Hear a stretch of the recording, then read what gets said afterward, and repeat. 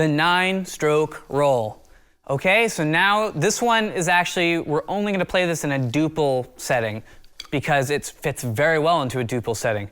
1 E and a 2 E and a 3 E and a 4 E and a 1 and a 2, 3 E and a 4.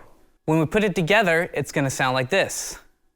1 E and a 2 E and a 3 E and a 4 E and a 1 E and a 2 E, 3 E and a 4 E and a...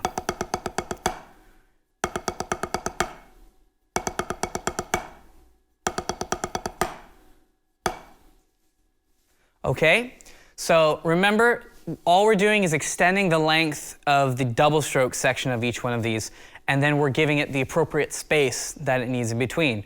Digga digga digga digga dat, digga digga digga digga dat, digga digga digga digga dat, digga digga digga digga dat. Okay, so your 9-stroke roll, it's important to practice it nice and relaxed and open and get that space in between each section, because as we go longer, you're going to want to be more relaxed the longer you have to play a double stroke roll.